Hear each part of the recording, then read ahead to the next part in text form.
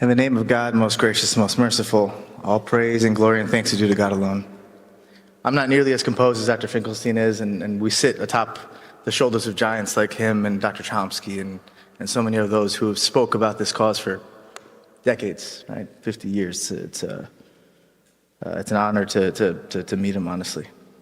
I'm going to start off with a joke so I don't start crying in front of you from the very beginning of my speech, but he spoke about the ingenuity of the Gazan people.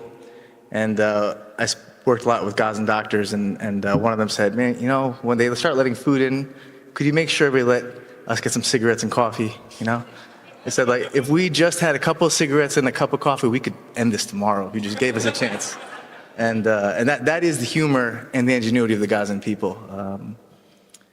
You know, that point highlights something very important, which is the people of Gaza aren't just being starved of food, they're being starved of life.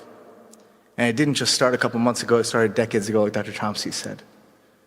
All right, there are people that love life. They told me over and over again, we're people that, we love life. We love spending time together. We like enjoying a cup of coffee and, you know, smoking a cigarette with our friends. We like watching our children grow up. We have dreams like everyone else does. We love life. And over the last, you know, for their entire existence, last 75 years, and definitely in Gaza since 2006, exaggerated so, every part of enjoyment of life has been gradually stripped away from them, strategically, on purpose, on a list. That same list was given to me of what I was allowed and not allowed to take into Gaza when I went in myself. And I was explicitly told by COGAT, which is the military arm of the IDF that allows for movement of international folks, that I wasn't allowed to bring baby formula in my bag. I was allowed one suitcase. I was not allowed to bring vitamins. I was not allowed to bring prenatal vitamins for pregnant women. I was not allowed to bring any medication that wasn't specifically assigned to me for the supply that I would need for my trip there. They looked through my protein bars like I was bringing in weapons at the border as I entered Gaza.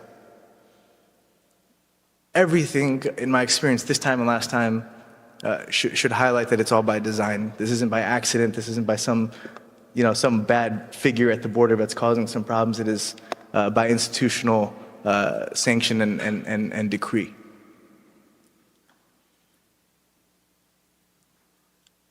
When we spoke about the kind of injuries that I saw in the hospital, the primary injury I saw for the 2.5 weeks I was there were gunshot wounds to young boys, usually teenage boys and young men in their early 20s. And that's because the area where the food trucks were located, it required somebody in your family, if you were hungry or your children were starving, you'd have to send somebody that could scramble for the food. So young men, right? Boys this guy's age right here. That's exactly the age of the vast majority of the people I saw die on the ER floor. Were sent on behalf of their families to try their best to get a bag of flour, sometimes 20 kilograms, carrying on their back a kilometer back to their families. Those places, not just GHF, because I was in the north where there wasn't GHF, they would allow in a few food trucks, so things weren't plopped down the way they were in the GHF. They were in a place called Zakim and Kisafim. They were bought in trucks and limited, extremely limited supply. And what people would do, just like Dr. Finkelstein explained, is they'd scramble for the food. They'd do their best to try to get what they could for their families because they knew there wasn't enough and they weren't going to allow enough in tomorrow or the day after. And if they didn't get it back today, that the hungry children at home wouldn't get fed for this week. And they scrambled, and as they scrambled, they'd get shot at. And the memory of watching teenage boys thrown on the floor in the middle of the ER, bleeding from different places in their body.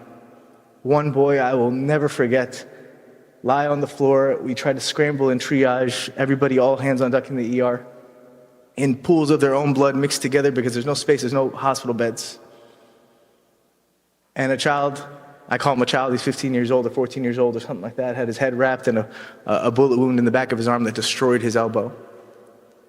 We unwrapped his head and he cried for his mother the way you expect a 15-year-old to cry for his mother.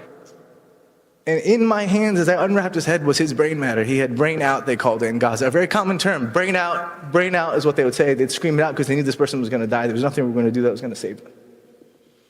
And he was still awake, and he was still in pain, and we didn't have pain medicine to give him, and there was no palliative medication I could provide this kid because we weren't allowed to bring in freaking Tylenol. Nothing. This was the reality of Gaza for 2.5 weeks. And then finally, about 3 days before I left, they started letting more aid trucks in through international pressure.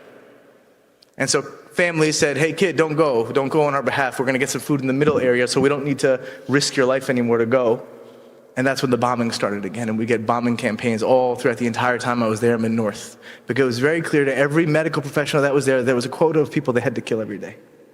I'm not a military strategist, I could just tell you the common sense. Our patient population for 2 weeks was young boys and men, and the second they weren't going out to the fringes and the rat traps that Dr. Finkelstein described, they were bombing their homes again. If I give you anything to leave with, and I promise I'm leaving at this point because I know time is real. You're on the right side of history if you're on the side of the Gazan people. You're on the right side of history. I sat with a pharmacist named May.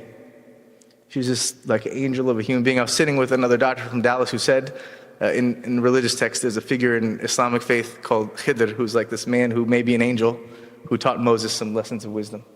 And he stopped me midway through her conversation and said, I think we're sitting with her. Like, I think we're sitting with this angel as we sat there. And she was telling us the story. She lived in the Nusayrat camp, which is just slightly north of the middle area. Her home was destroyed. Her sister, Maysoon, her name was May. Her sister's name was Maysoon. They were close in age. They called themselves twins, even though they weren't. She said, the day that she died with her entire family and her nephews and nieces was the day I knew I would never be happy again. She was the light of my life, and I knew that that day was going to be the day that, even though I had my kids and I had my husband, that she was the one who was the light of my life. And she sat there and said this, and this is the part I want you to take home with you. She said, even now, after they've destroyed my home and killed my sister and killed my family, if things were flipped on its head tomorrow, I would never let their children starve. I would never let their children go hungry.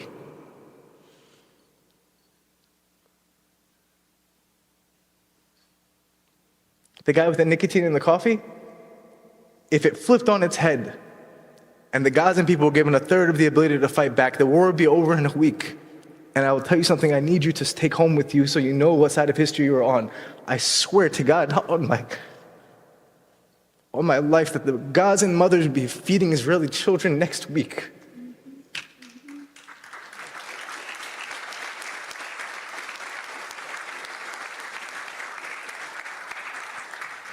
It's not a war of equals, and it's not a war of other sidisms. There's a clear right and wrong, and I ask you and beg you to stay on the right side of history and don't allow for a moment any discomfort you feel to prevent you from speaking out for people who would do everything for you if they ever met you.